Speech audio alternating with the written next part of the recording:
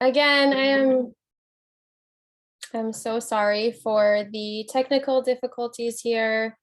Eventbrite, the website that we have used to facilitate this event, just kind of by happenstance happened to be down right when we started our event. So I really, really appreciate everybody's patience and understanding.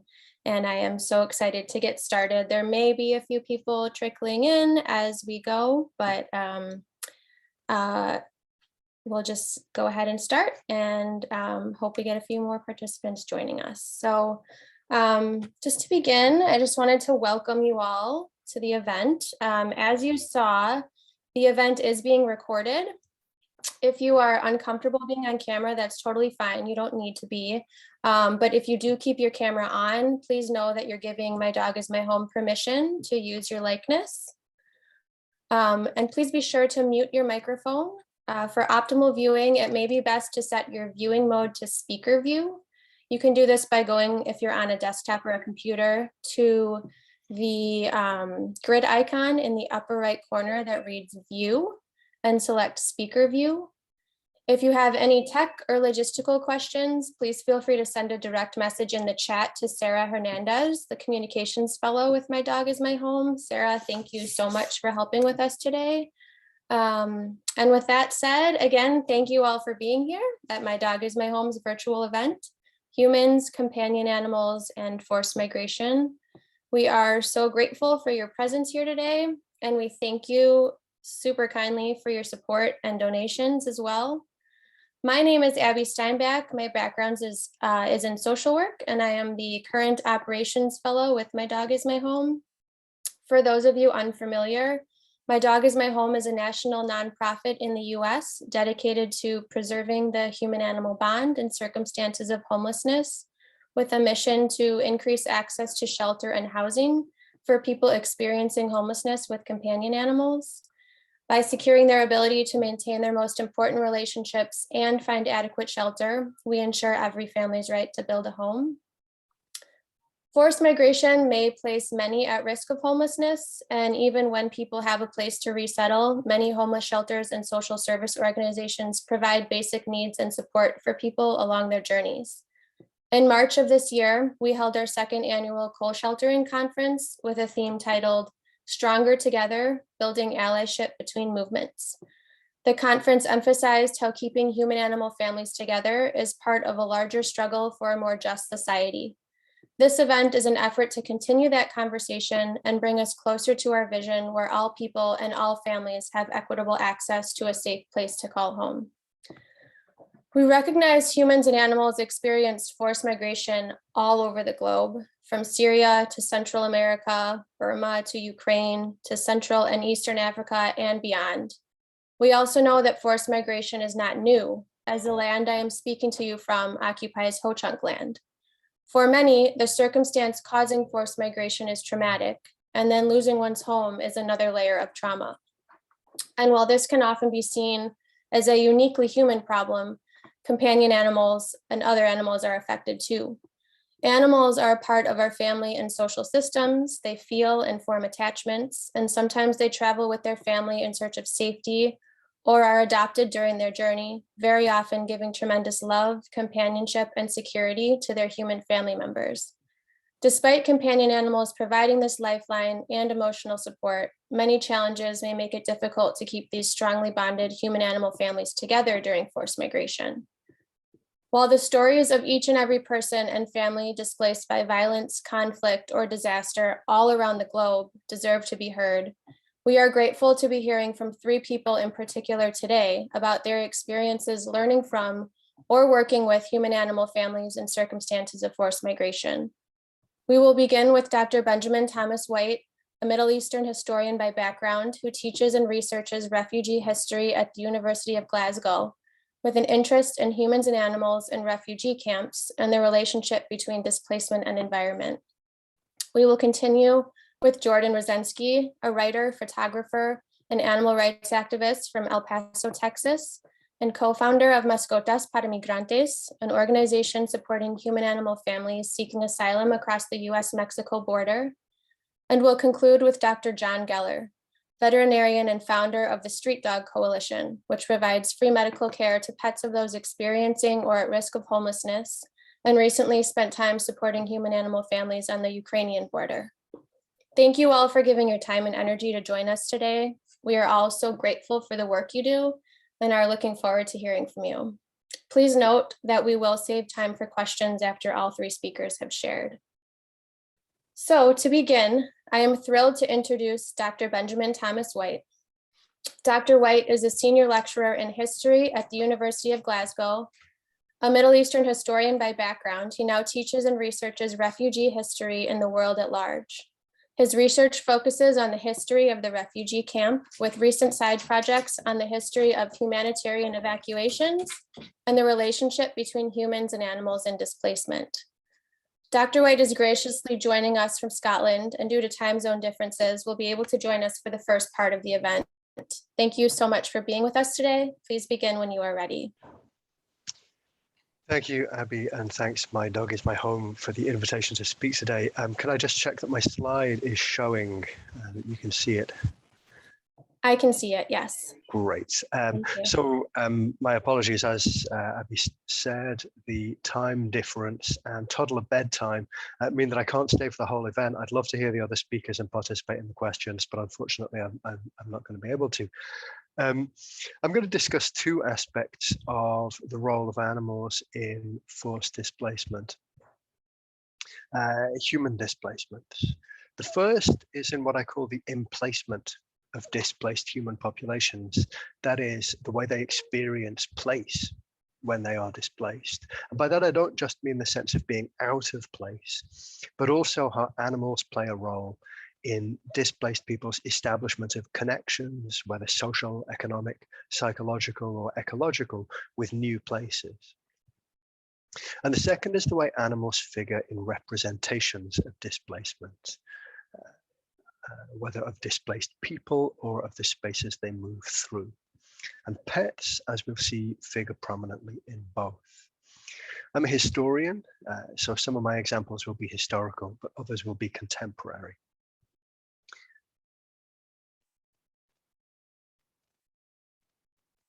When humans are displaced, they often take animals with them.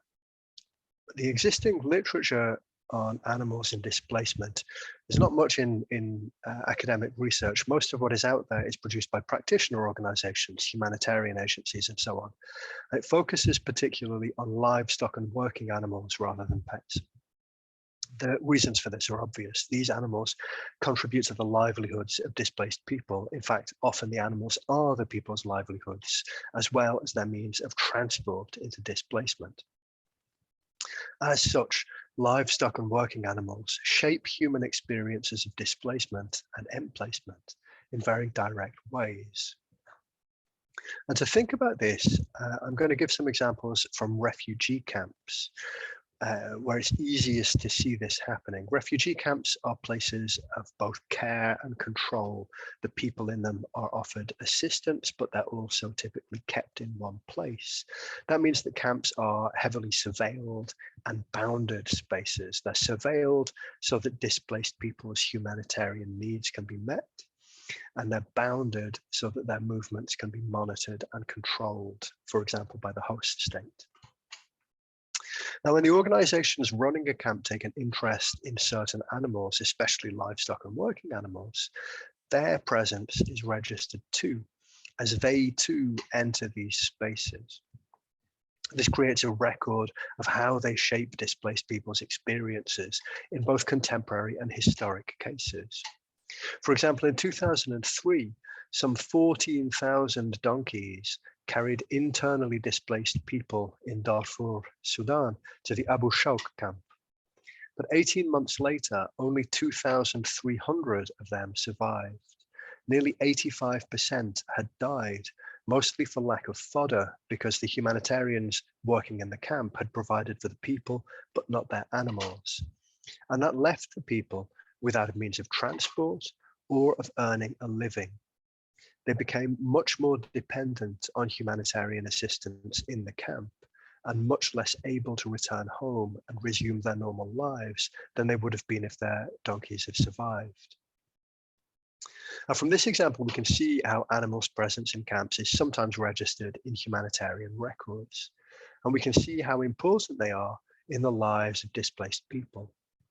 But it's not only livestock and working animals that are important, nor is it only in transport and livelihoods that animals make a difference to people who've been displaced. Now, the practice of putting displaced people in camps, especially refugees, people who've been displaced across a border, became generalized after the First World War.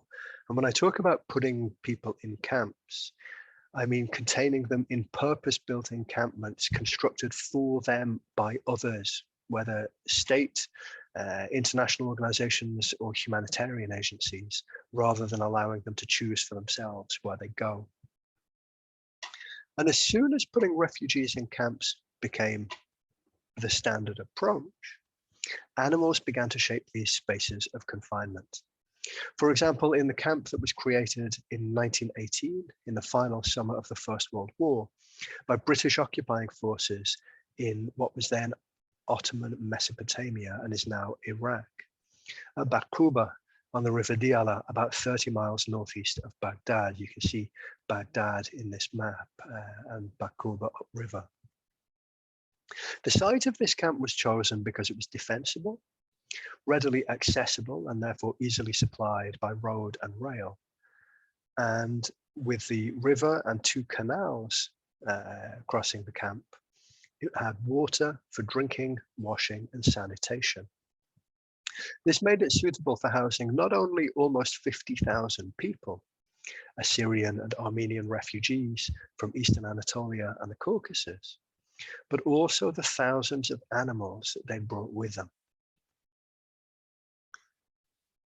The British commander of the camp, Brigadier General H.H. Austin, estimated that in the autumn of 1918, there were 7,000 or 8,000 sheep and goats in the camp, as well as about 6,000 large animals, horses, ponies, donkeys, mules, camels, and cattle.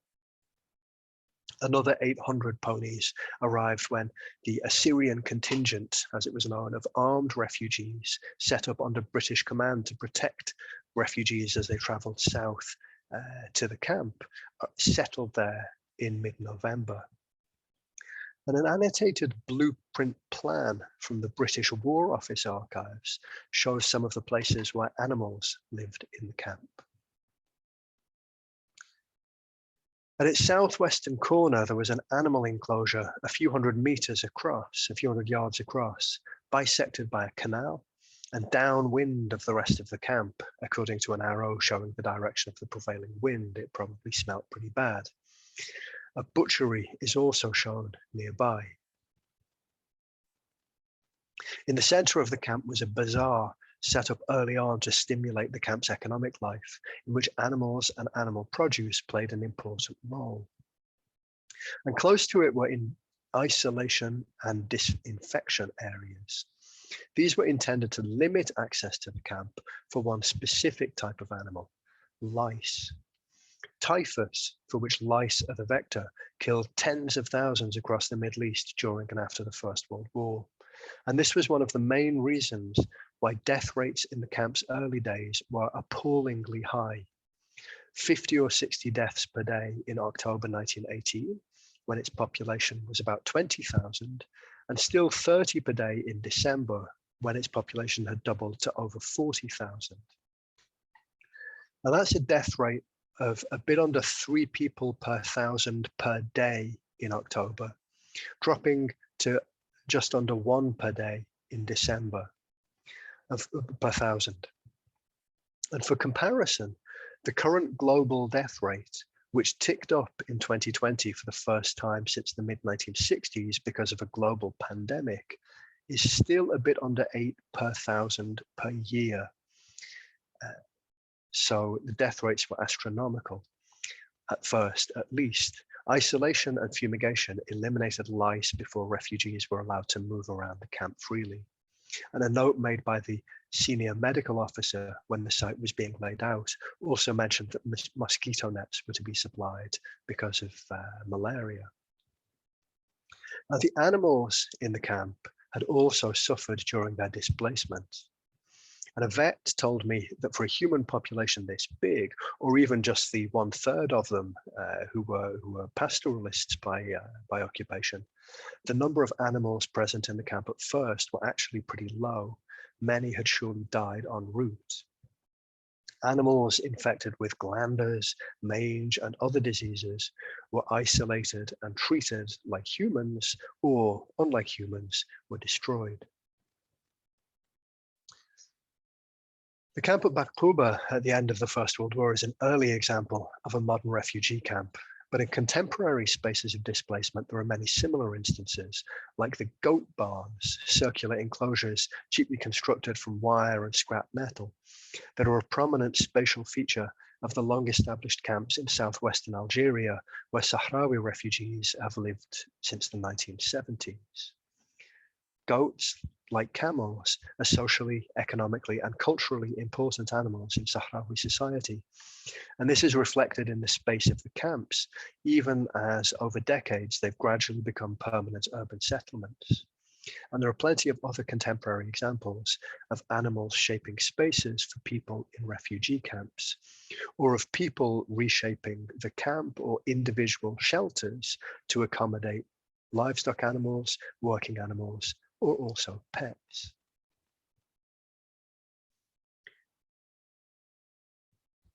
Animals at the camp at Bakuba also shaped the way refugees encountered the spaces and the people beyond the camp. And partly that's because they were crucial to British plans to stimulate the camp's economic life. They became the means of connection between people in the camp and the people and landscape around them. Those connections were economic and material, but they were also emotional and psychological, and they find many parallels in more recent cases. Modern humanitarian practitioners concerned with refugee livelihoods would recognize some of the British plans. Dairy products from the refugees' animals, sheep, goats, and presumably cattle too, were sold for cash as well as exchanged for barter. On the one hand, this took refugee herders out beyond the western edges of the camp to graze their animals, and sometimes creating problems with the surrounding population when goats trampled or broke their way into farmers' fields and ate the crops in spring. On the other, it took them to surrounding villages. Refugees in groups of 2 or 3 would set out each morning, taking dairy produce out to exchange for other foodstuffs. And within the camp, the piggery and poultry farms provided meat and eggs. Meanwhile, men were sent to do contract labor for wages, cash wages outside the camp, and when they did that, they took animals with them. In March 1920, for example, a very large working party of 2,500 men and 1,000 animals was sent north to work for the British Occupation Administration's Labour Directorate near Mosul. Animals then were a means of providing a livelihood in displacement, and not only a subsistence livelihood, they were also a means of integration into the life of the host society. Integration was defined in primarily economic terms, and those terms often predominate in contemporary refugee integration initiatives.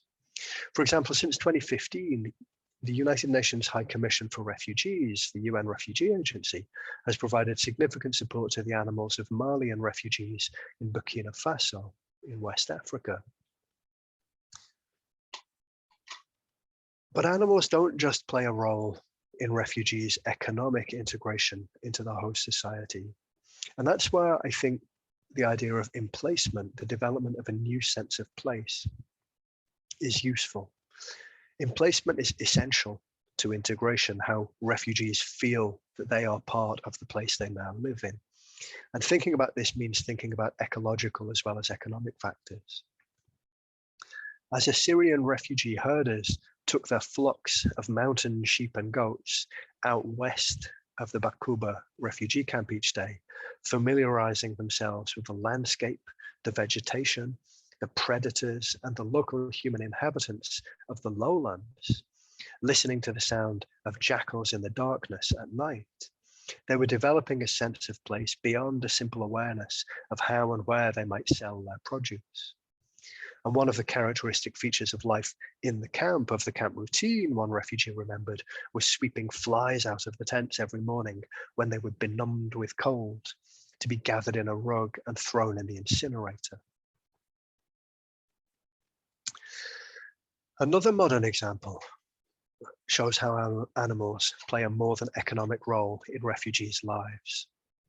Animals are largely excluded from the sterile, hyper-modern and profoundly bleak refugee camp at Al-Azraq in eastern Jordan, where a few tens of thousands of Syrian refugees live.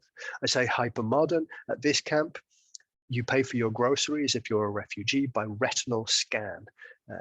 Cash allowances are allocated by biometrics and retinal scan.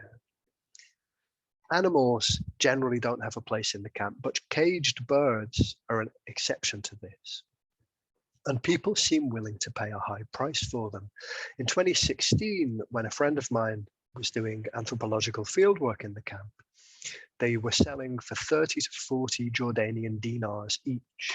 That's over $50, 50 US dollars. And at that time, incentive workers, which is to say refugees employed by humanitarian agencies for work within the camp, were paid 10 dinars a day, about $15.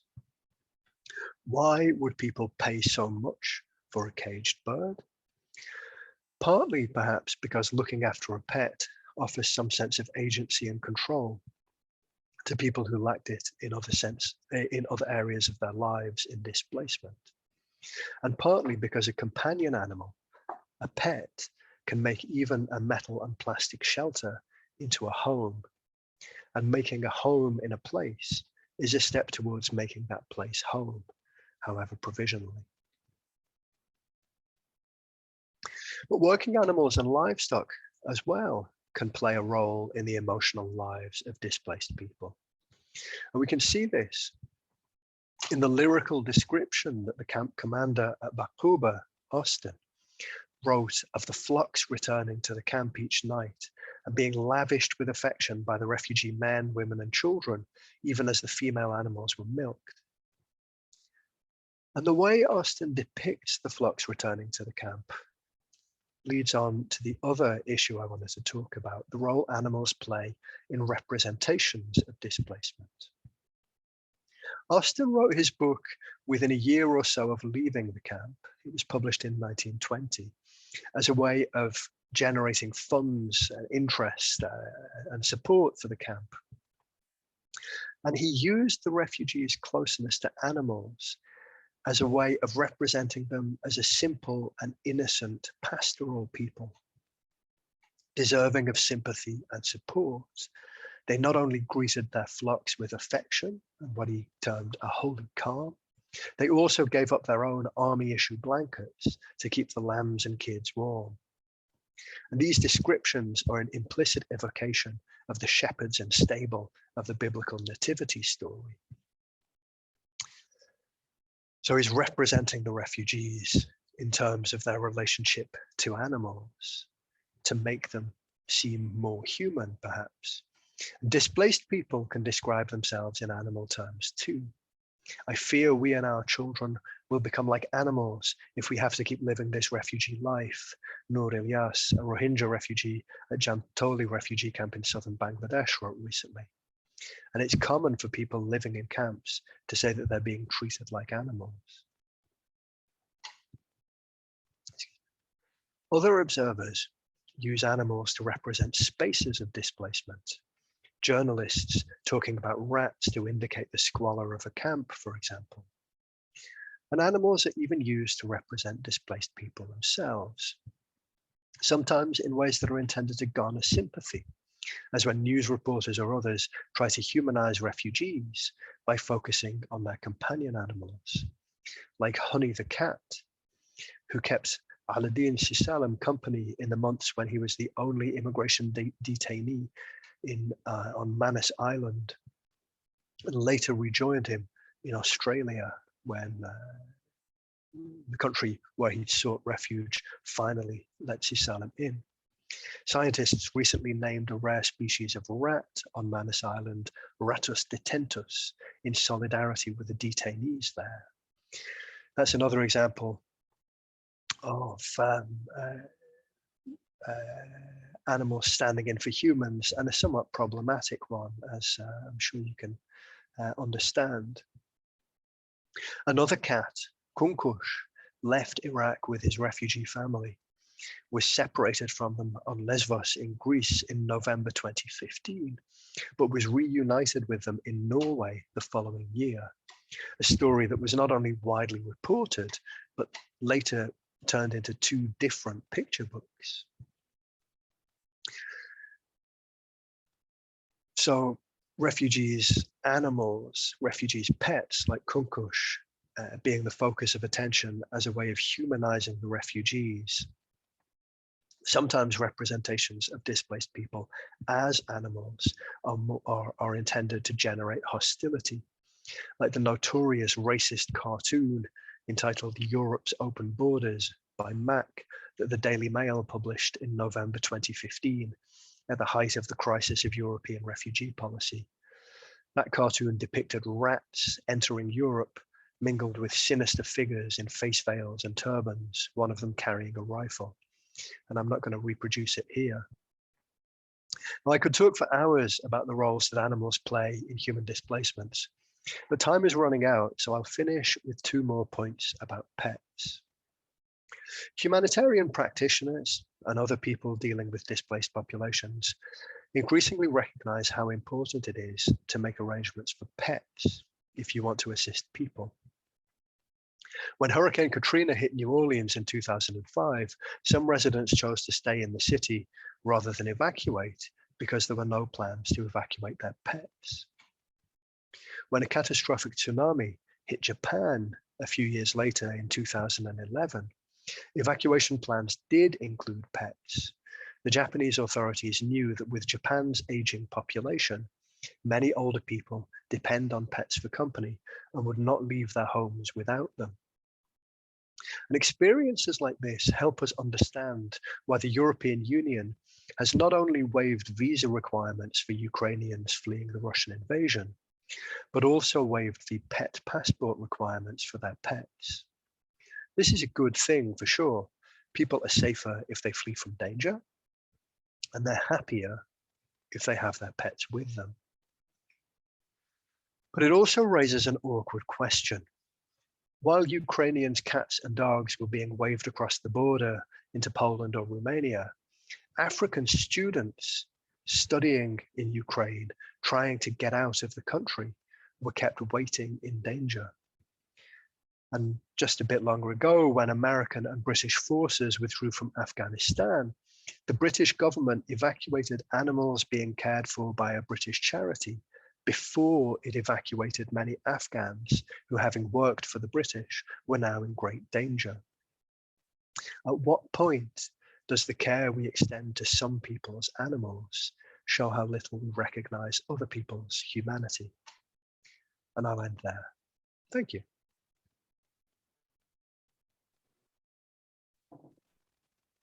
Thank you so much, Dr. White. We really appreciate you joining us today, particularly with the time zone difference and all of the busyness of family life and university exams, and appreciate everything you shared, the historical and global perspective to human-animal forced migration. And just thank you again for your time with us today. Go ahead. Just saying thank you again. Yeah, thank you. We really, really appreciate you being here. For those of you who joined us a bit later, my apologies. There were some technical difficulties, and I'm so sorry if that affected your ability to enter. We did start a bit late, and just in case you didn't hear, we are recording this. So if you don't want to be on camera, that's fine. Just turn your video off. And if you did miss the beginning, we will be sharing this with the people, with all of you who registered. So if you did miss anything, we will certainly be sharing it with you at the after the event. So again, thank you all for joining us. And You know, we will be sharing this with you if you did miss anything. Again, also we'll be saving some time for questions at the end. But to move forward, we will continue now hearing from Jordyn Rozensky. Jordyn is a writer, photographer, and animal rights activist from El Paso, Texas. She is the communications specialist for the National Immigrant Justice Center, where she works with policy experts and lawyers for a more just immigration system. Jordyn holds a BA from Smith College and a Master's of Public Policy from Brandeis.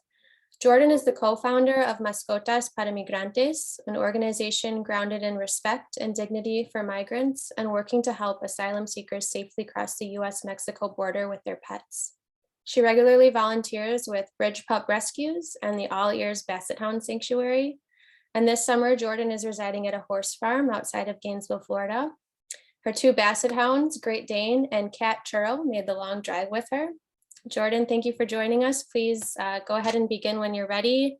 I will just close up here and I'm going to be sharing your slides. So if you all could just give me one moment to get those slides up. Thank you so much. Can everyone hear me all right? I can hear you, yes. Great. So I'll just wait a second while those slides come up to help guide our talk. And I hope everyone's having a great day today.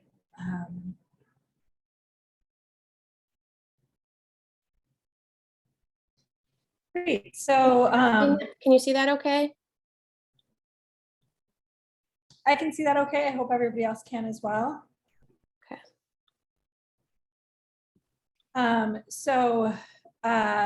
I'll start, like Abby said, my name is Jordyn Rozensky, and I am one of the co-founders of Mascotas para Migrantes.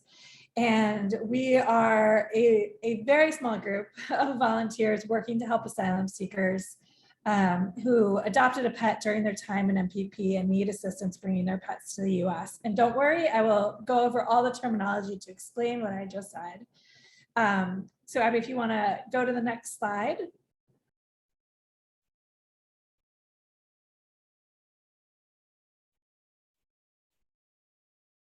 Abby, can you, there we go, perfect, thank you so much. So if we were in person, I would ask everyone to kind of shout out from their seats what they saw as the differences or similarities between these 2 dogs.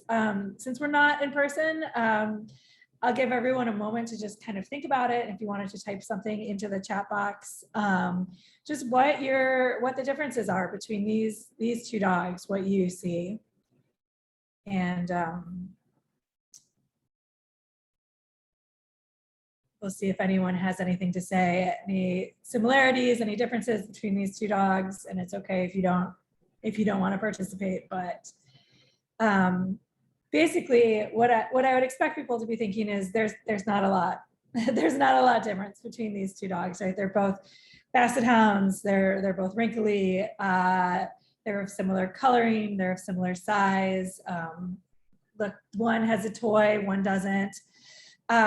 So yeah, there's very little difference that you could see between these 2 dogs. They look very similar. Well, the dog on the left of your screen, the one with the toy, this dog is, his name is Frankie, and he lives in Ukraine with his family, his humans, and his sister, who is a hairless cat. And he is spoiled and he is loved and he is the most integral part of his family. And he is currently going in and out of bomb shelters at nights to stay safe. He is traveling across the country with his family, safety from violence. And the dog on the right, that's my dog. That's one of my Basset Hounds, Lena Lamont, one of the most spoiled Basset Hounds you could possibly see. In this photo, she is acting coy because she would like me to be paying more attention to her and perhaps giving her a toy like Frankie has. So Abby, if you want to go on to the next slide. So on the next slide, we'll see Lena Lamont here. She is part of the greeting crew for Mascotas para Migrantes, and she takes her duty very seriously. So pictured here is myself, Lena Lamont, and Tokia, who is a Husky and MPM client. And let's just take a step back between, and what am I talking about when I say all of this? So Abby, on our next slide, we're going to see a little bit of an overview of what we're talking about today. Can you see it? I still see the other one. Does anyone else see it? I see today's talk. Oh no, okay, now I see it too, great. So we're just a little bit delayed on my end, but that's fine. So today's talk, I just like to sort of start with a little bit of an overview so that we know what we're going into. We're gonna start talking a little bit about why we do what we do at Mascotas. I'm going to go over a terminology, an overview of what MPP is, or Remain in Mexico. I'm going to talk a little bit about the central theme of loss and pets as a lifeline. We'll talk about how Mascotas para Migrantes got started and what it looked like under Trump. Then we'll talk a little bit about what MPP looks like under the current administration, and then we'll go to Mascotas para Migrantes under Biden. So we can move on to the next go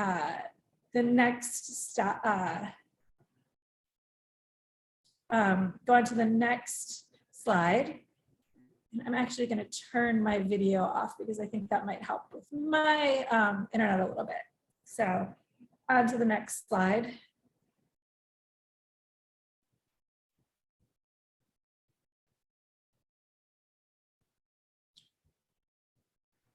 So we're on the next slide on our end whenever you're ready.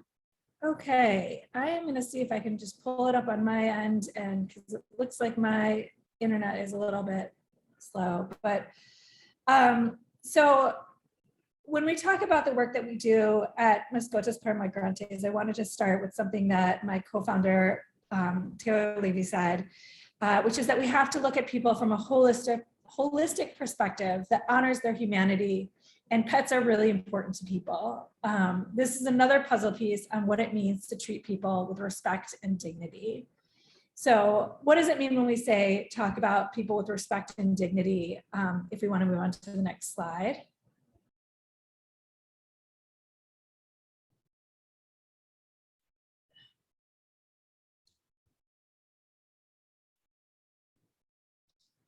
So we have a quote from one of our Mascotas para Migrantes clients, who this is pictured here. And I should say that all photos are shared with consent. And there's a reason why we don't see faces on some of the slides, but they're all sort of taken to protect people's identities. So this client pictured here with her dog Nala said, pets are so important when you're in a situation like I was.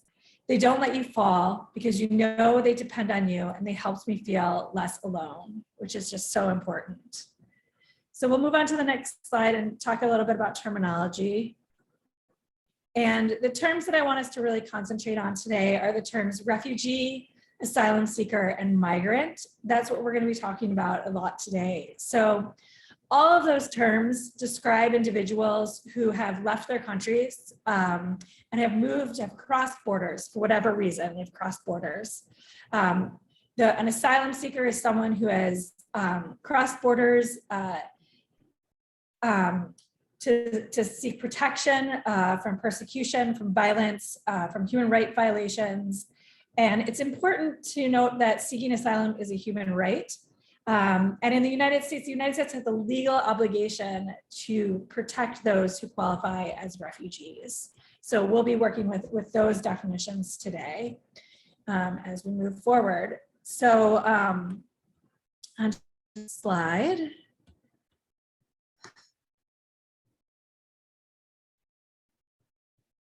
Sorry. So the other thing we'll be talking about today is MPP. MPP stands for the Migrant Protection Protocols. It's also known as, you might have heard it as Remain in Mexico. And under the Trump administration, at least 70,000 individuals were returned to Mexico to await court hearings. And the vast majority of people in MPP had no attorney while facing these proceedings, and only about 1% of them were actually granted asylum. So MPP, it stands for Migrant Protection Protocols, which is kind of a name that doesn't exactly explain what it does, because there's no protection sort of involved with it. But MPP forces asylum seekers to wait in Mexico while pursuing asylum in the United States. So one of the central themes, onto the next slide, one of the central themes that we see, and one of the reasons why we do this work is this idea of the common experience of loss.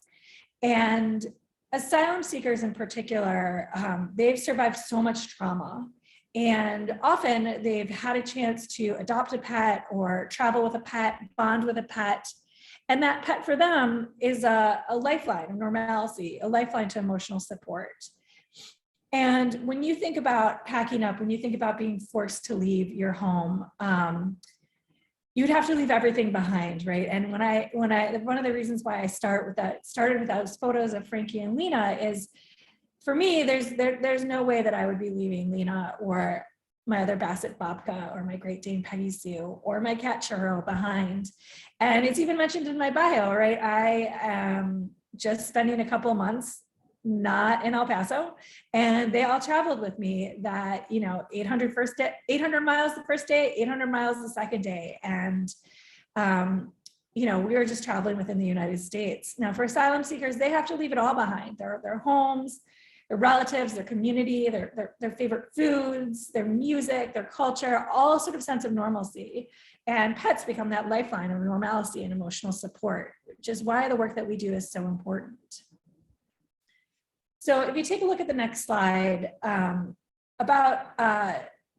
wanted to talk a little bit about how the need for our program came around.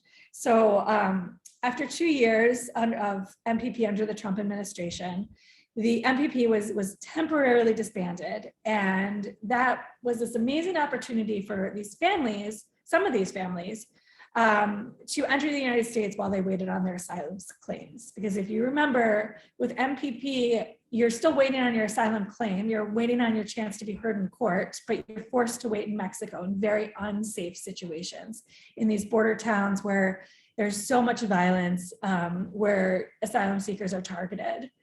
So MPP was temporarily disbanded, and families were presented with the opportunity, they're given the chance to enter the United States and wait on their asylum claims. But bureaucratic processes, and that's really all it was bureaucratic red tape, kept asylum seekers from physically entering the United States with their pets. What basically happened was folks were given very little notice. They had to present themselves to the UN, go through some COVID testing, stay there, get transferred over, and they weren't allowed to take their animals with them. So that is where Mascotas para Migrantes came into being. So on our next slide, we see the question of, okay, so how do we help? We started receiving phone calls where families were placed in these impossible situations. We started hearing from, lawyers started hearing from people, activists started hearing from people, and people like this family that's pictured here with their cat Tomas. Tomas was one of the individuals that, one of the cats that we helped with the Mascotas program. So the next slide shows sort of volunteers were a huge part of what we did. A small group of volunteers began working to help these asylum seekers, these individuals who had adopted a pet during their time in MPP, and that pet became so important to them. And so what we relied on volunteers for was sort of like pictured here is everything that we used as kind of a kit that we used when a pet crossed over that we helped. All of this was donated. So we volunteers helped with transportation, meaning they would go over into the border towns in Mexico, and they would meet with these families or these individuals who are getting ready to cross out of MPP. They would take their pets, they would drive them or walk them across the bridge, across the point of entry into the United States. And then we'd have volunteers who would do temporary fostering. So Tomas, like I showed in the last slide, he was with a volunteer for about 2 weeks. That was the longest we usually had, from about 24 to 72 hours.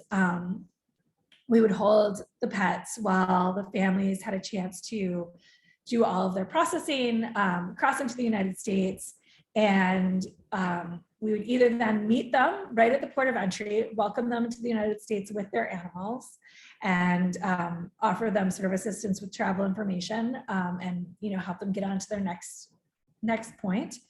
Or folks would cross over the port of entry. They would they would head to a shelter, especially in El Paso. The largest shelter in El Paso for asylum seekers doesn't allow animals.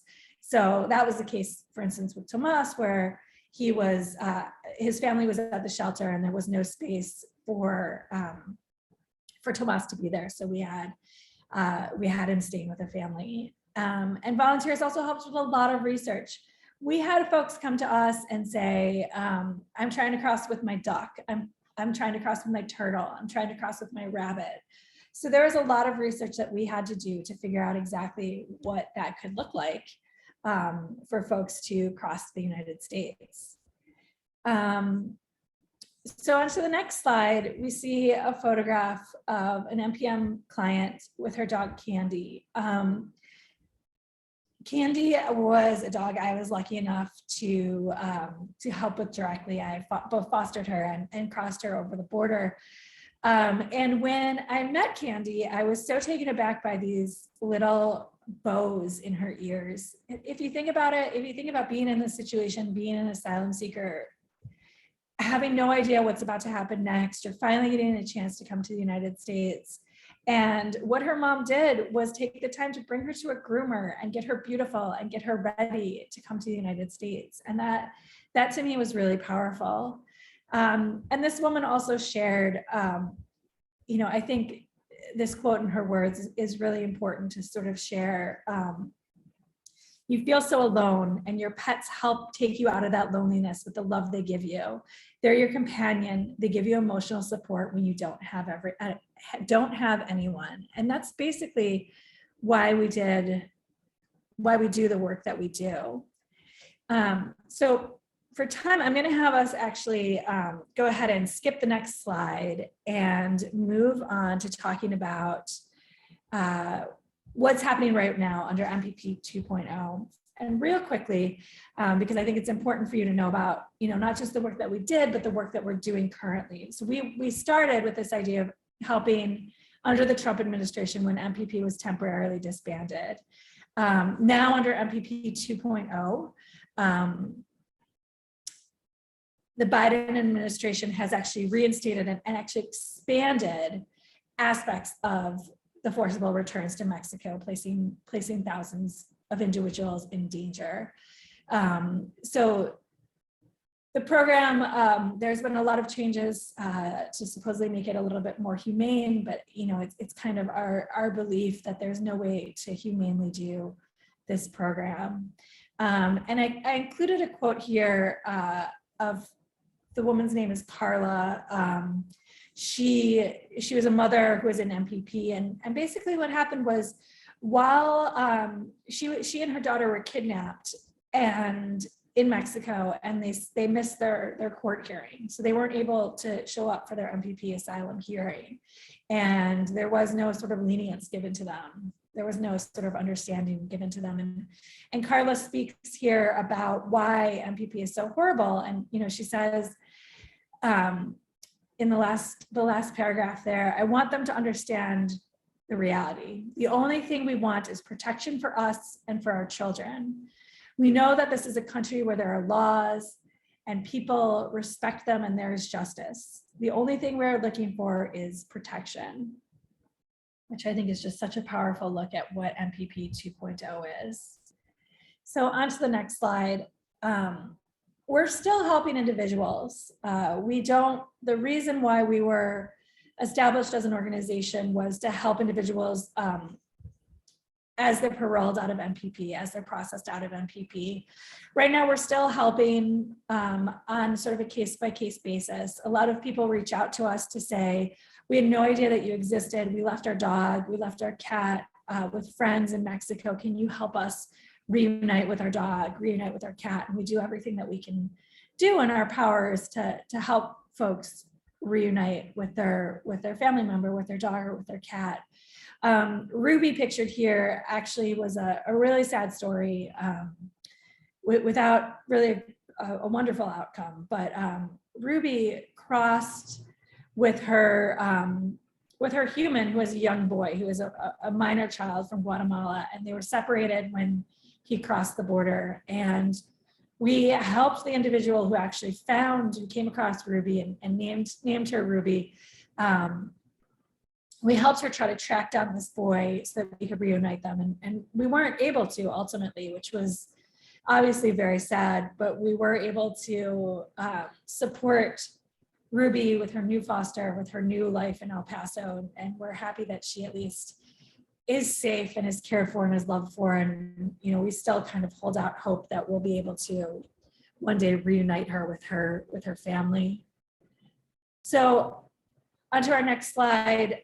You know, now what? Like I said, we help when we can and where we can with limited resources. This is actually just a message that I got yesterday, actually. Someone reached out to us and said, you know, we're going to be crossing with our dog, and he is a member of our family. He is so important to me, so important to my heart, and asked what they had to do to ensure that they wouldn't be separated with their dog when they crossed. And we tried to give them a little bit of advice. This here, if you do read Spanish, is kind of the introductory part of the conversation, which I then passed over to one of my colleagues who's a lawyer, who could ask a little bit more about when they're crossing, where they're crossing, and offer a little bit more concrete advice. But if we want to sort of advance to the last slide, and this is kind of what I'll leave you with, you know, is this idea here that we see with Frankie the Basset. You know, these animals are so important to us. They're so important to the families who care for them. And, you know, it's an honor and incredibly important that we work together to think about how we can keep these families together in not great situations. So thank you, everyone, for bearing with me and my not great internet here. I know I was a little bit delayed in some places, but thank you so much, and I'll pass it back to Abby. Thank you, Jordyn. We did start a bit late, so if you have anything else you'd like to share, you're welcome to continue a bit. But if you're good, that's fine too. You're right. I was sort of messed up with that time change and no, that's okay. A little bit. But no, I'll save for any questions people might have at the end of the program. Sounds good. I'll go ahead and stop the screen share here. Okay.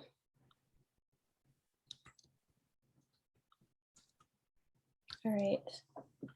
Well, Jordyn, thank you again so much for your time and energy joining us today. I know I'm so grateful for the work you're doing, and we appreciate you being here. So thank you for sharing with us.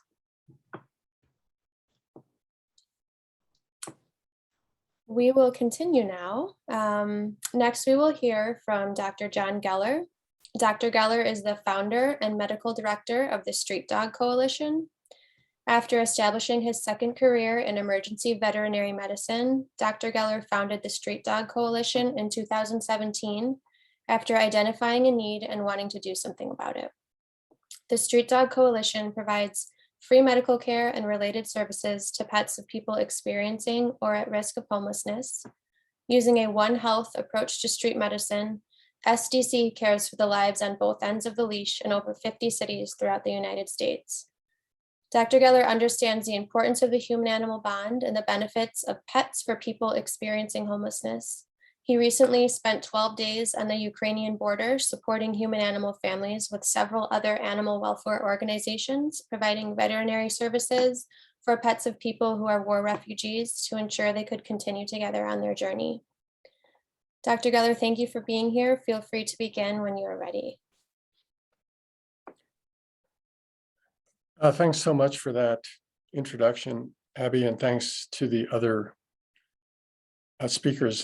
This is really, I'll be on here in just a second. I'm probably going to turn off my video so we'll have a better slideshow. But anyway, thanks to the other speakers also, because this is a really unique topic. I've really never heard of a conference that talks about forced migration or just migration involving pets. And before I get started, I was saying what's happening in Ukraine right now, and as the refugees head west, is definitely unprecedented.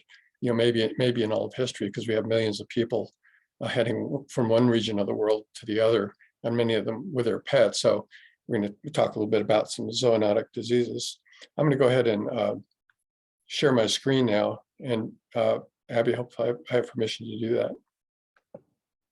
You should have permission. Let me know if there are any issues, and I'm happy to do it for you. Okay.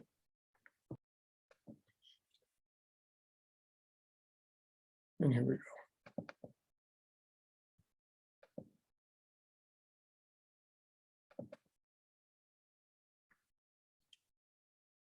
Okay, and I'm stop my video, but this is going to be a little bit of a kind of a photo journey with me through my time in Romania. And then, you know, you're going to think, well, great, he's showing us his travel log pictures, but I'm trying to set the stage for what'll come later in this half hour, which will be a little bit more hard hitting, looking at some of the impacts of all these folks and their pets heading from one region of the world to the other, just as I mentioned. But I want to make this as personal as possible, because it is all about that human-animal bond, which I think we all know how important it is, especially in times of stress and trauma. And even though, as you see this picture of the refugees, of course, most of which are women and children, since men between 18 and 50 are required to stay and fight. We're in far eastern, southeastern Romania. I'll show you a map in a second, but quite a bit of gypsy influence you'll see from this horse-drawn cart. You see these all around the small village where we stayed in a hostel about 10 miles from the border station. And one of our first patients enter, and the pet parent is shown to the left.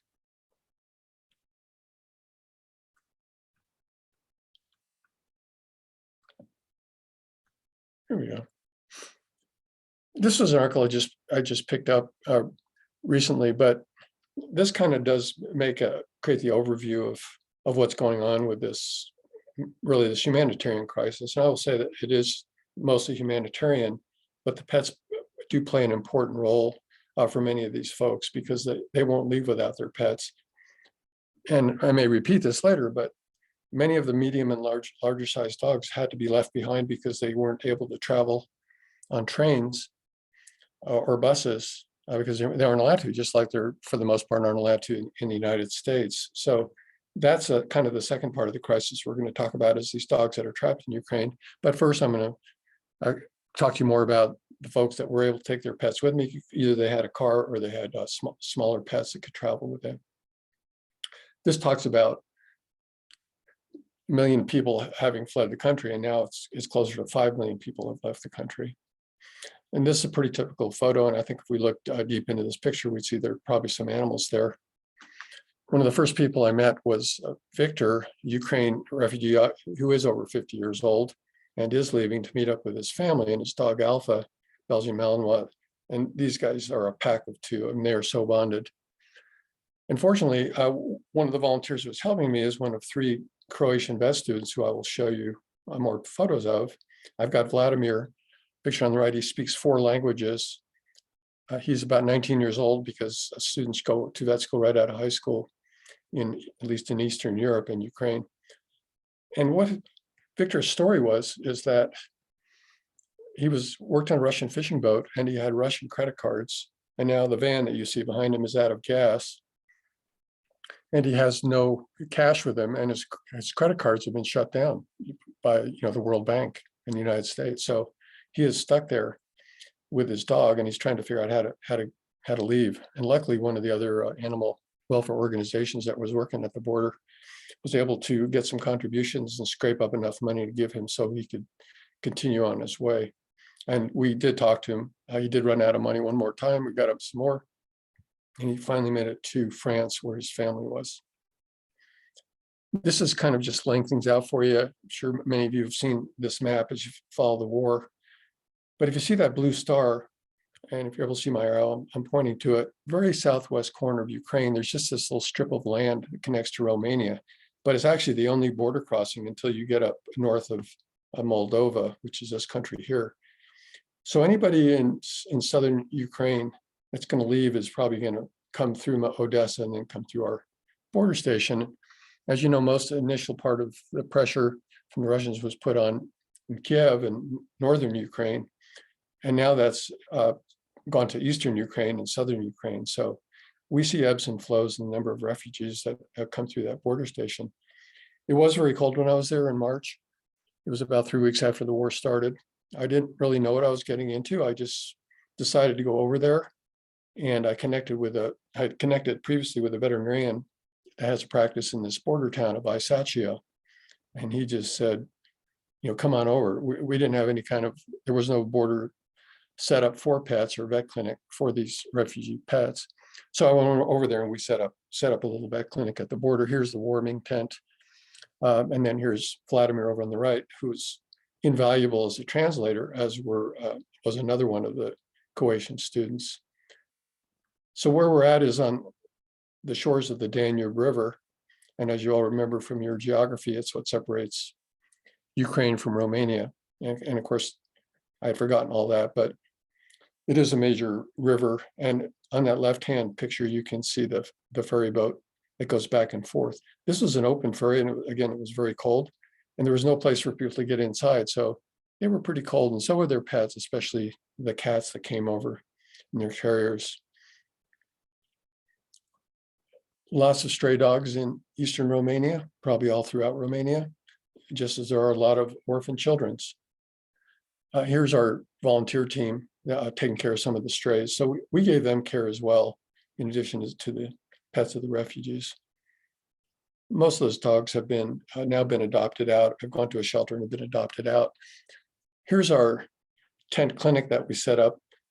The border police actually gave us this clinic because they really liked the idea of us doing this work. And I'll show you why in a minute, because we were actually performing a government function for them.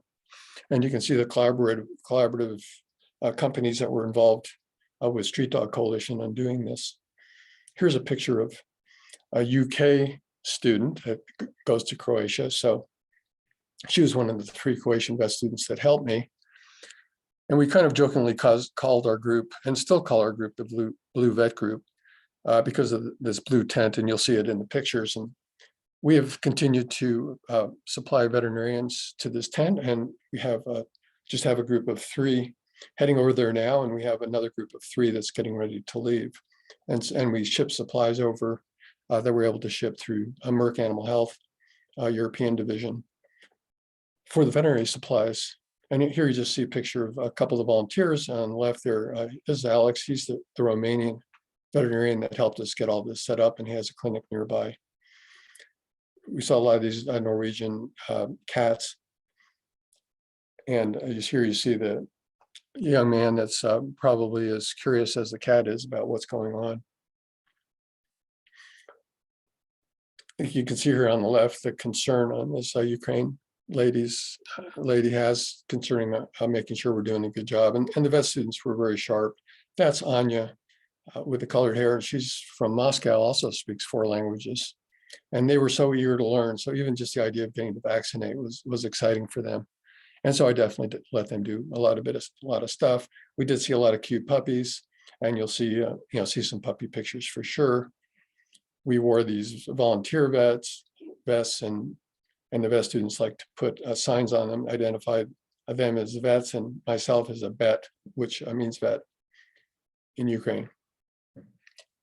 Surrounding this vet clinic was this Olympic village of sorts, which was an international group of volunteers. And this is what Ukraine refugees would meet as they walked up the ramp from the ferry boat.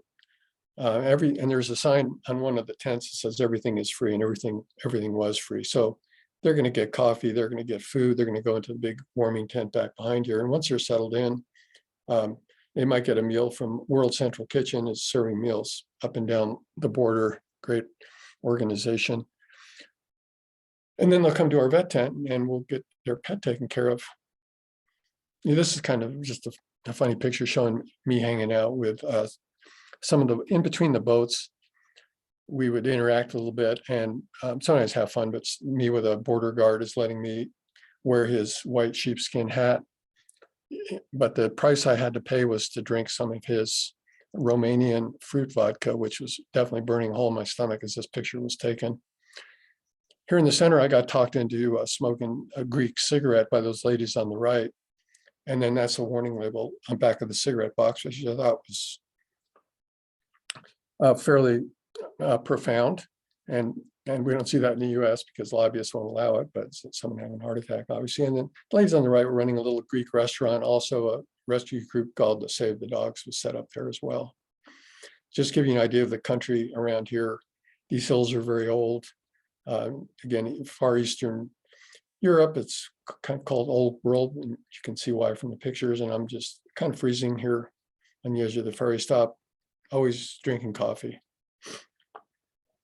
So setting the stage for you, our goal there was to provide European Union pet passports so folks could leave Romania and go to other countries. And as the first speaker mentioned, regulations were relaxed so folks could cross the border into Poland and Romania without having any special paperwork, although many of them had Ukrainian pet passports. But they weren't able to leave Poland or Romania or Hungary without an EU passport. They wouldn't be able to go any further west, except to Germany, which also relaxed their regulations. Otherwise, they needed this EU passport, and that's what we provided for all these pets. Very durable documents. I showed you a picture of one earlier. And the three requirements for that passport was microchipping, rabies vaccination, and deworming, especially for tapeworms, because tapeworm is a zoonotic disease in some parts of Western Europe. But when you think about and this is more into population health and public health, but we think about this large group of pets migrating westward, and then realizing that I started doing a bit of research that incidence of rabies in Ukraine is quite high. Here's a study from 2012 that shows that efforts to eradicate rabies had been ineffective in Ukraine, mostly, and it's mostly found in foxes and other wildlife, and also obviously spreads to dogs and cats. And they have fairly high incidence of rabies within their pets and the people. And so having awareness of this made us realize how important doing this rabies vaccine was. It really wasn't doing paperwork. It was preventing a fatal disease from potentially getting into Western Europe. From this report, we see that there's 1,600 cases of rabies a year, which is a lot. Some of you may know this, but we see about 40 cases a year in the US of dog rabies and 300 of cat rabies, and maybe 1 to 2 in people. So you can see how much higher these rabies cases are. In Western Europe, it's also considered to be rabies free. So definitely concerns about having to come in. I'll show you what happens when, and I'll show you why Ukraine refugees are not able to cross into the United States with their pets, even if they are vaccinated. And this is a story from not too long ago. And it doesn't involve a Ukraine pet, but it goes back a ways, but it involves a pet from that area of Eurasia, where a dog was imported, a group of dogs was imported from Azerbaijan and was discovered to have rabies in July of 2021 after the dog was showing clinical signs, and then ultimately died, and also interacted with about 15 people that had to have rabies prophylaxis. The important point here was this dog had been vaccinated for rabies, but the person that had vaccinated them had not given them all of the rabies vial. And so the CDC basically shut down dog importations from countries that did have a high risk of rabies, and that includes Ukraine. And that's because there wasn't enough veterinary oversight to make sure that just because they had a vaccine certificate or a passport did not ensure that that dog actually was protected. And so one of the things that's happening is titers are being done. We're measuring antibiotic levels in rabies, and that's really hard to get done right now in Western Ukraine or Poland or Romania due to the situation with the war. There are some really sad stories. This one went back to April. But unfortunately, these groups of 300 dogs in a shelter in Ukraine had to be left by their animal caretakers because of the Russian shelling in the war. And 200 of them died of starvation, and the other 100, and you see the CBS News report, were not allowed to cross the border. So they were stuck in Ukraine. So major efforts are being made to get these pets out of Ukraine, and it's really challenging because of some of the issues I mentioned to you.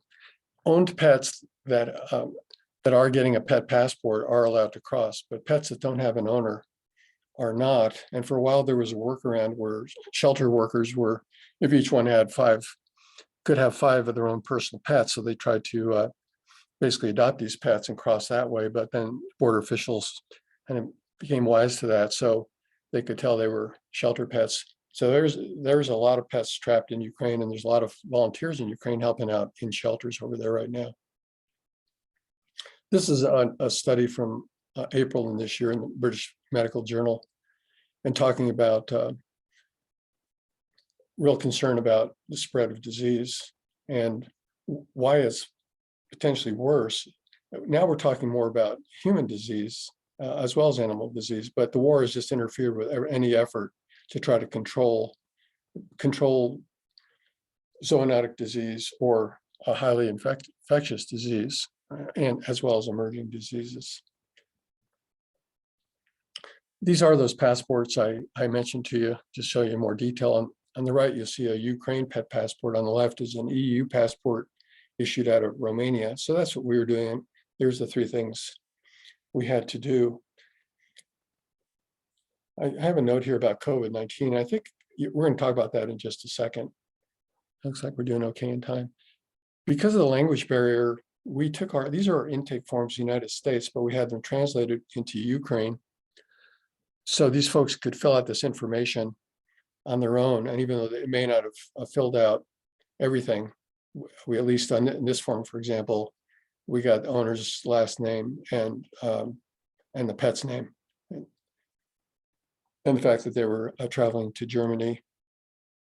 You can see a sticker, a rabies sticker that we put on this form, but the main documentation was in the passports, which had to be stamped by a veterinarian. And I mentioned those microchips. That's actually a government-run program. Every single pet in the European Union is required to be microchipped, and the government runs the microchipping program, so they know when a pet crosses the border, and you have to have that passport with you, or you're not going to be able to take that pet in. So it's somewhat different than the health certificates that we have, which are usually used just one time. These pet passports stay with the pets for life. And I'm also wondering out loud if that might be a good idea in the US for pets to have a permanent medical record in a durable document like a passport. On the left is just some medication that was in Romanian, so I wasn't really sure what it was. I obviously wasn't able to use it. Just a note about veterinary practice in Romania from being there. For any of you that are veterinarians or involved in veterinary practice, I took 150 doses of rabies vaccine from Merck Animal Health, Novavax, widely used in the US, over there in a cooler. And I was really happy that they made it over there in good shape. Ice hadn't melted, etc., in my luggage. But then I found out we weren't allowed to use them because the government does monitor these vaccines, stickers that go on these passports, and it wasn't licensed there. So we were unable to use those except for some of the stray animals. When they give the parvo distemper vaccine, which is known as DA2 PPV, they combine it with rabies vaccine and give it as one vaccination.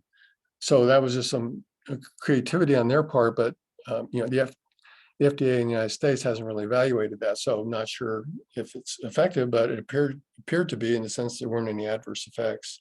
Even though there's heartworm over there, that really heartworm testing generally is not done, nor is prevention.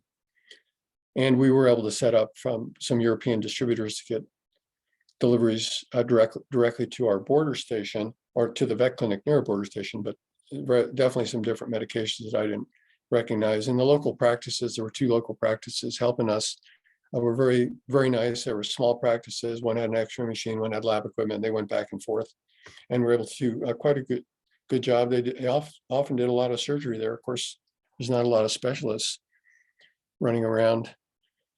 Here's that sign that says everything is free. And in the United States, that's how we work too. It's kind of it's very liberating to go to a place like this, or also to go to one of our street clinics where everything is free. Don't bring my wallet, no money changes hands. And it changes the whole face of veterinary medicine for veterinarians that are used to having to charge a lot of money for their services. Here's kind of the picture of what's going on there now. There is this large exodus. There is an exodus from east to west, and it ebbs and flows depending on what's going on in the war. So you may recently have heard about all this pressure in southeast Ukraine, which Mariupol, for example, which is kind of starting a migration to the west. And it takes 4 or 5 days for folks to get from eastern Ukraine to western Ukraine because of all the roadblocks and checkpoints. So we try to predict and have enough supplies and people to be ready for what happens. But then in the city of Odessa, which I showed you on the map, when they get attacked, they shut down the city so nobody can leave. And then they bombed out a train bridge from Odessa to the border where we're at. So everything stopped for a couple of days. So we've gone a couple of days without anybody crossing, and then we'll have a slew of maybe 20 to 30 pets a day come across, which is about as many as they can manage on that ferry in a day. But see a note here that many pets are stuck in Ukraine, and they have new limitations on transporting these pets that don't have owners out of Ukraine. And there is no one's found a good workaround. They are stuck there, although there have been some success with some shelter organizations that have connections in getting those pets out. We are not located in a war zone in what I just showed you. And so we weren't dealing with trauma from the pets, but certainly the emotional trauma of the pet owners. And that, of course, could be projected onto the pets as well. Looking again at the big picture of what's probably going to happen with these migrations. This map is actually somewhat old, but it still holds up, except the Russians are out of the Kiev region. And you see these red areas spreading kind of from east to west. And you see our station here. Here's Odessa and Black Sea. Odessa is a beautiful city and has started to come under attack. And that's after it does is when we see more of a surge of folks heading across.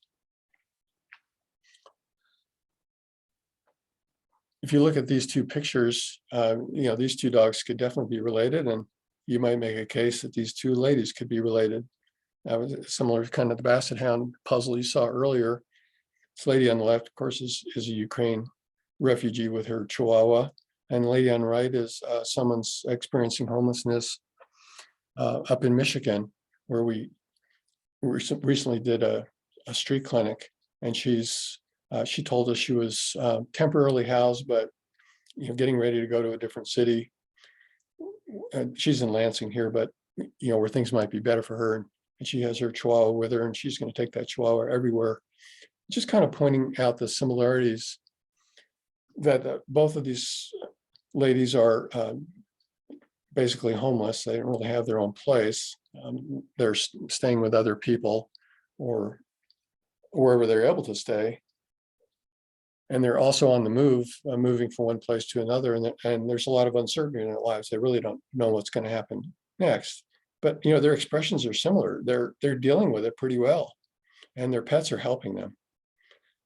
And then they're dealing with this emotional stress. Certainly, battling homelessness in the United States is not easy. Access to care is blocked in so many ways: transportation, housing, medical care. Where can you not bring your pet with you, or where can you bring your pet with you? Well, certainly not into a doctor's office for medical appointment or to a job interview or to most jobs. So the stress of being homeless and the stress of being a refugee, I think, have a lot of similarities, which is what kind of justified our trip over there to take our first international venture at the United States. I went through these slides fairly quickly, and that's going to leave a little more time for discussion. To be honest with you, I was worried about running over because I know we started a little bit late. But here's my my 3 volunteers. As you can see is Vladimir on the right again, and he's from Moldova, but is a Croatian vet student just in his 2nd year. And there's Anya, and on the left is Camilla from UK, and Anya is from Moscow. So you can see it's dark here. It was cold. We worked from pretty much started around 9 in the morning when the first boat came in, and we stayed till about 10 o'clock at night when just before the last boat came in. And then the last boat would stay over in that warming tent behind us, and then we come out in the morning and help them out for anything that they needed. So we've shifted our focus, just to kind of finish up here. The Street Dog Coalition has shifted our focus from this veterinary care, which we're still providing, but we're running it now really smoothly. We have a couple of technicians from Romania helping us. And so the doctors that go over there find it's pretty straightforward. The pet care, these pets are, again, not in war zones for the most part, so it's fairly straightforward. We do take care of any other problems they have beside what's required for those pet passports, and have products like Bravecto for fleas and ticks, and some good endoparasite treatment, as well as other vaccines, eye medication, ear medication, skin stuff, antibiotics, anti-inflammatories. But now our focus has shifted into getting veterinary supplies into Ukraine to veterinarians that are badly needing them. Many of the veterinary clinics in Ukraine have shut down, and so the pets are not really getting the care they need, and it's created somewhat of a crisis. So we're trying to get those supplies in there. And I did want to mention, because I don't think I mentioned earlier, that about half of these pets we're seeing are cats, and we've also seen some, what we call exotic pets like guinea pigs, pet rats. We've seen fish. We actually saw an aquarium come through with a van with 2 dolphins in a big tank, along with 2 sea lions, taking them to an aquarium in Romania. And you've probably heard about zoo animals. They're trying to relocate within Ukraine, or actually get them out of Ukraine. I know right now the Odessa Zoo is trying to they've just gotten some of their big cats out of there, but they're also keeping some animals and are needing supplies as well.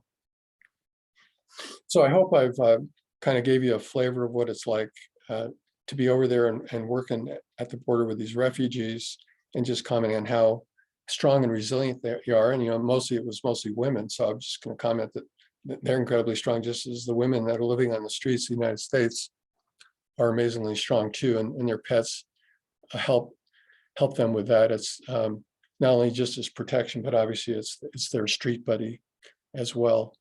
And the impacts of the migration already mentioned is, will there be an increase in rabies in Western Europe as a result of this migration?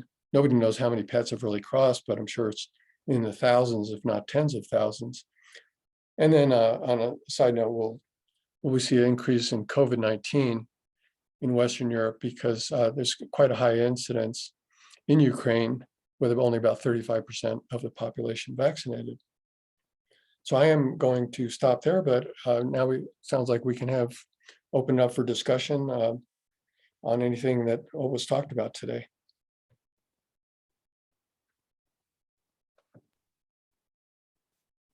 Thank you so much for sharing with us today, Dr. Geller.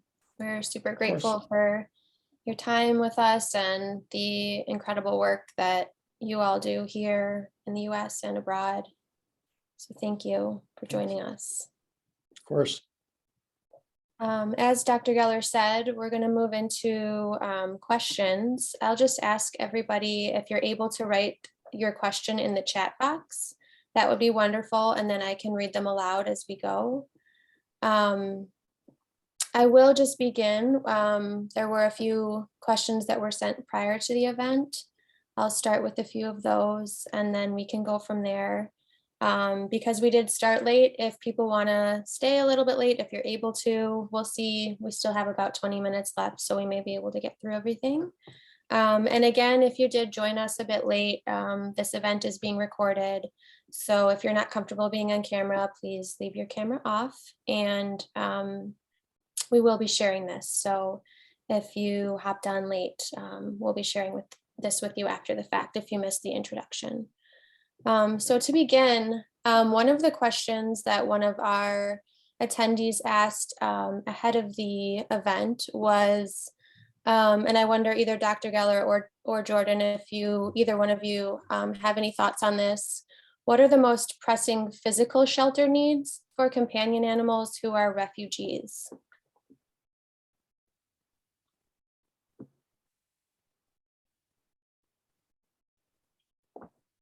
Jordyn or Dr. Geller, do either of you have thoughts on that?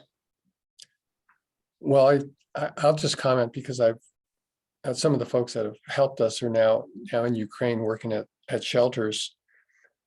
And I did want to mention the importance of facilities as shelters, and this would also be true, I'm sure, at the border, US and Mexico border, where, by the way, a lot of Ukraine refugees are unable to cross with their pets because of regulations I mentioned. But there was a group of about 25 dogs in Western Ukraine near Kiev that was, they were healthy pets and they were staying in a shelter, but there was no veterinarian there. So they never got vaccinated, and they ended up having a parvo outbreak.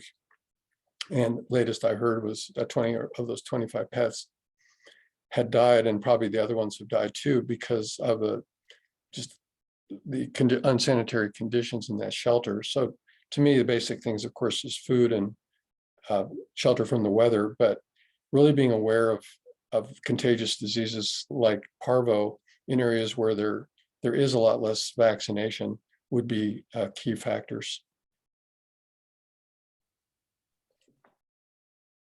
Dr. Geller, I'm not a veterinarian, would that include like spacing animals spaced out a bit, or could you share a little bit more about that? Yeah, sure.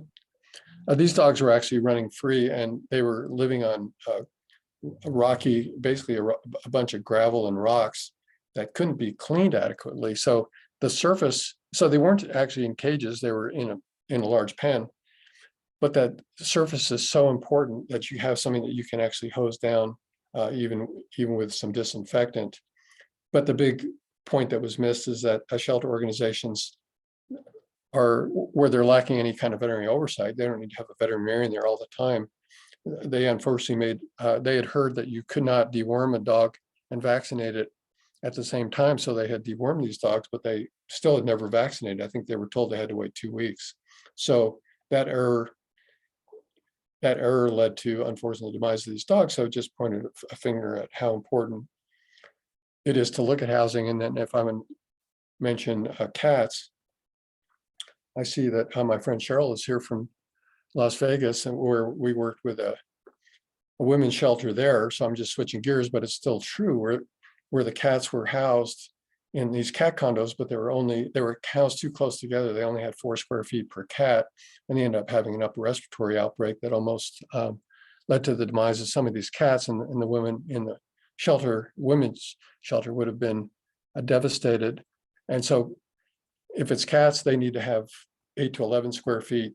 If it's dogs, they need to be on a surface that's can be resanitized, and not just for parvo, but obviously for parasites, intestinal parasites as well.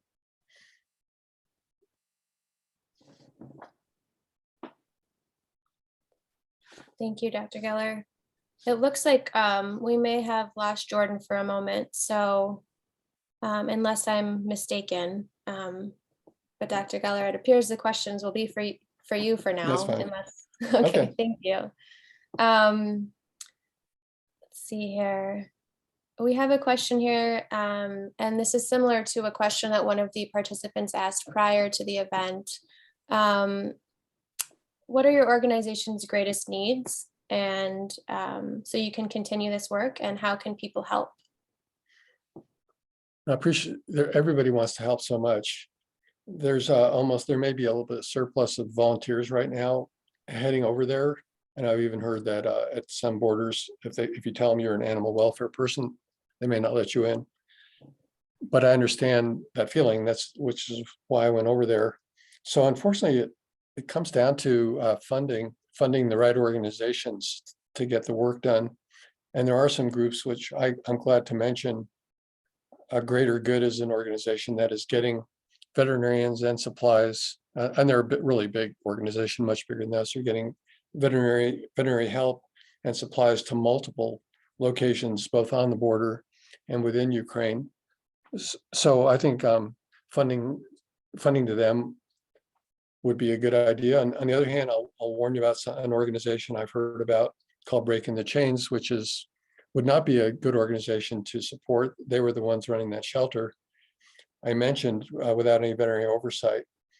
And unfortunately, so there's somewhat just a group of they're ex-military from the United Kingdom, and they're very well intentioned, but unfortunately, without, they're not really looking for veterinary oversight. And so without it, I'm worried they're doing more harm than good. So you do have to be careful who you give it to. There's a well-known veterinarian named Marty Becker that went and visited over there, and he has a good list of groups that he checked out as he went up and down the border.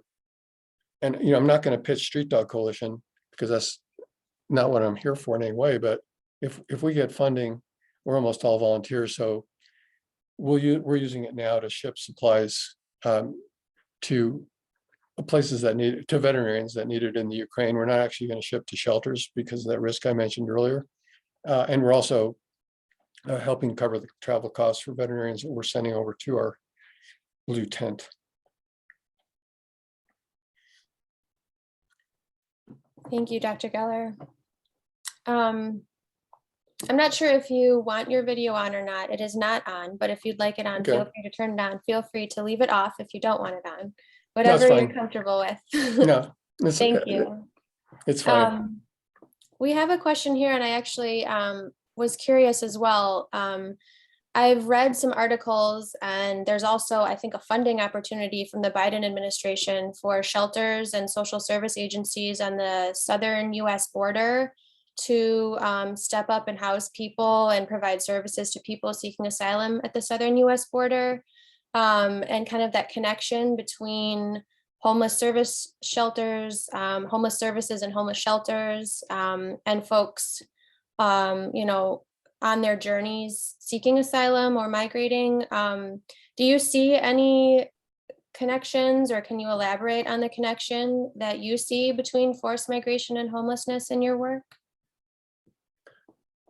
Well, I wanted to reemphasize the huge dilemma that's going on where pets from Ukraine is considered a country with high incidence of rabies, and that I showed you that in those articles.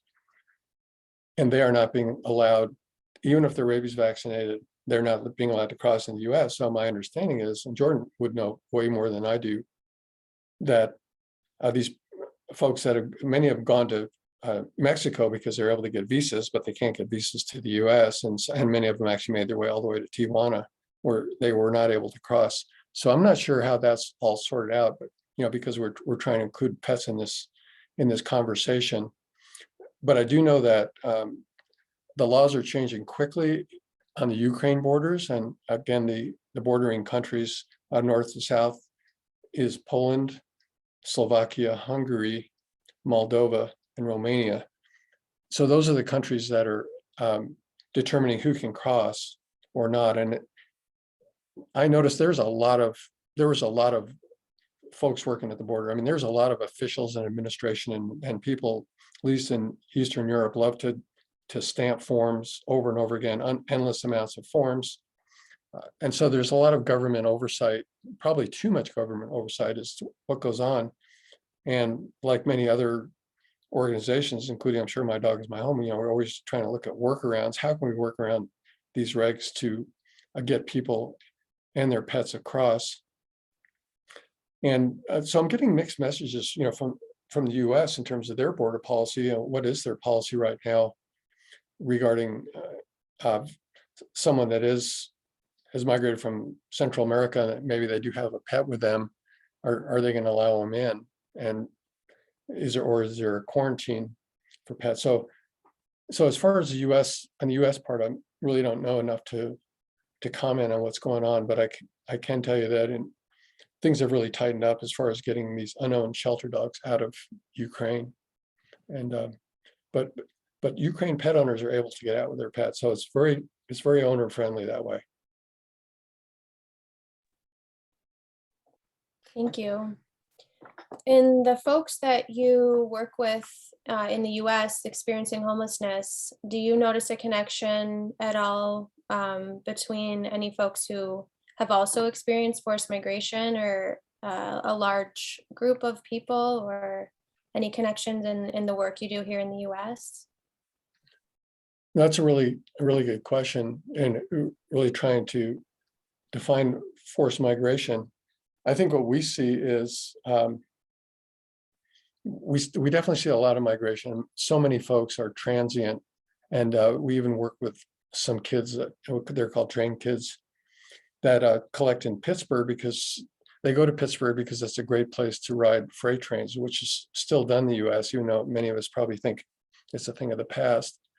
And so the forced migration, even though it may not be a mandated migration, is that people, because everything is going south on them with their lives, they will try to find a way to go to a different place, and it may involve riding the trains, for example. And many of those younger folks that ride the trains have dogs that ride with them. About half of them have dogs. And many of their dogs get their feet cut up in these train yards, for example, with all the broken glass and sharp rocks. And so a lot of the volunteers, even on the human side, are carrying wound care kits, and they've learned how to patch up these dogs. But I will say that most of the homeless populations that we've worked with in the US have not migrated from another country. So I would say they're necessarily international, but certainly have a diversity of backgrounds where I'm sure that they have ancestors, in places like Eastern Europe. Certainly Mexico is a big one as well.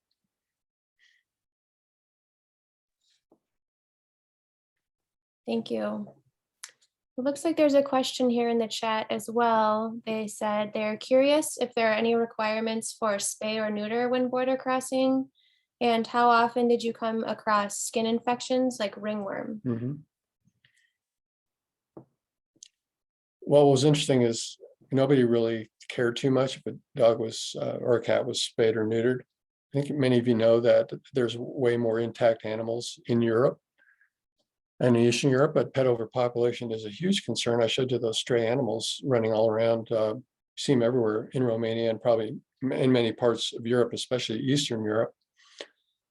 And so there are organizations there that do spay neuter, but as far as crossing the border goes, that was not, you just checked if they're intact or not on their passport.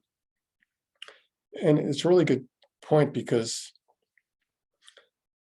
that would be an opportunity to encourage pets to get spayed and neutered, either through an incentive, or maybe there would be a downside if they didn't get them spayed or neutered within so many days of crossing. There could be some negative follow-up, and that's what we try to do in the US. By the way, we give people free vouchers, and yet for spay or neuter at a local clinic where they live, and yet 30% of the folks say no thanks, we don't want to get our dog spayed or neutered for various reasons.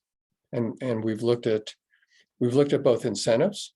We will give you a $20, $50 gift card to a grocery store if you get them spayed or neutered, or also on the other side is we might say, if you don't get your dog spayed or neutered in the next 90 days, we're not going to provide free care anymore. It's going to cost you.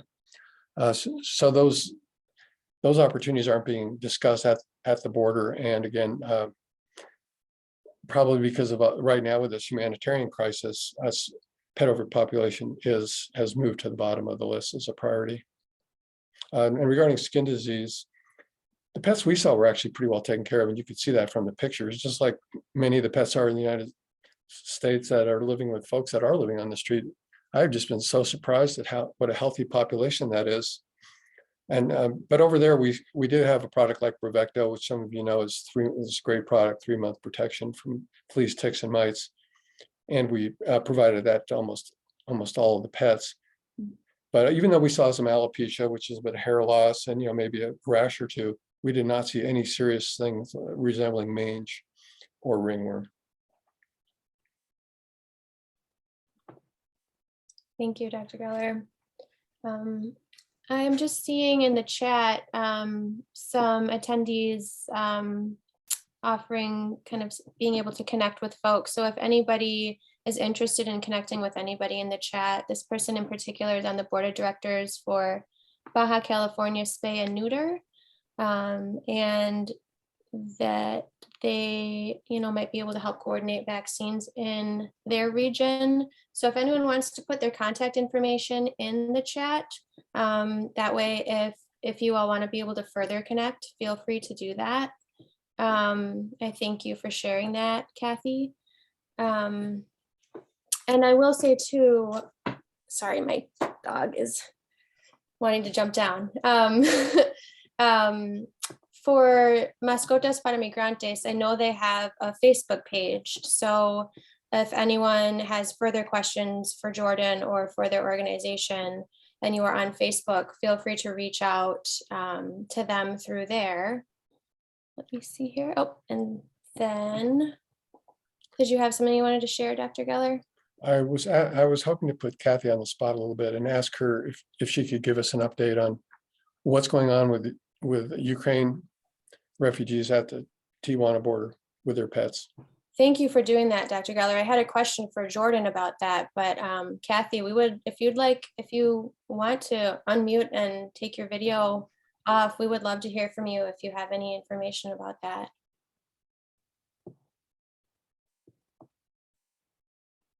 Okay, Kathy says, I have no idea, but I will look into it.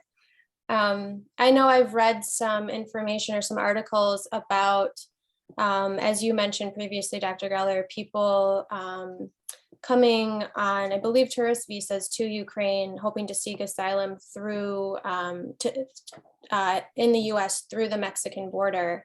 I believe that there have been some changes recently with that, but I know there were some things going on. So is that what you're referencing?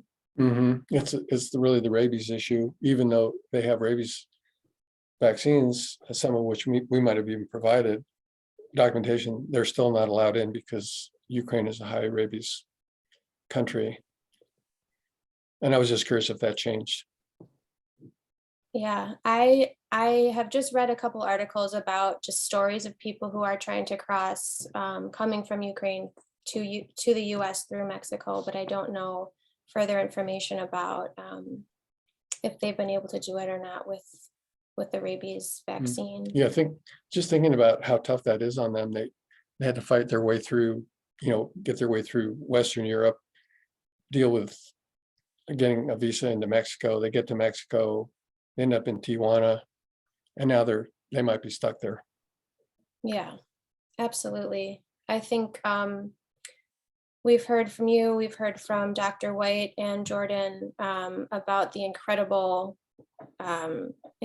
feats people have to go through to get to safety, particularly human animal families as well. So we really appreciate everybody sharing, what they've learned and what they know and their experiences. If people do want more information about your work, Dr. Geller, is there a website or something that we can direct them to?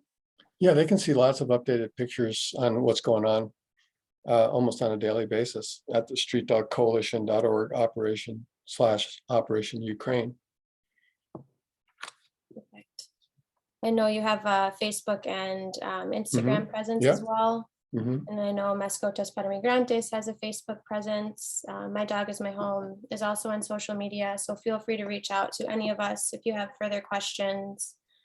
Again, we thank all of you for joining us, and we will be sending this out to you if you missed anything in the introduction.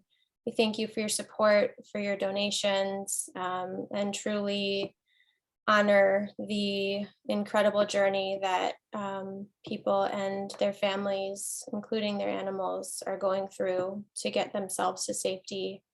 So first and foremost, I appreciate everybody honoring them and being here today to listen and learn And if you have any other questions, feel free to reach out. Otherwise, we'll be sending this out, this video out to all of you in the near future. Thank you, Dr. Geller, for sticking with us and being able to answer questions as well. If you have anything else to add, feel free. And thanks for doing this very unique conference that addresses an important question that's is a new challenge really for the world coming out of COVID. And now we're looking at this implications of this big migration and for people and pets. So great, great topic. You're right, kind of on the front edge of it. Thank you for being here with us. Thank you all for being here with us. And we hope you all have a safe, wonderful rest of your day. Thank you.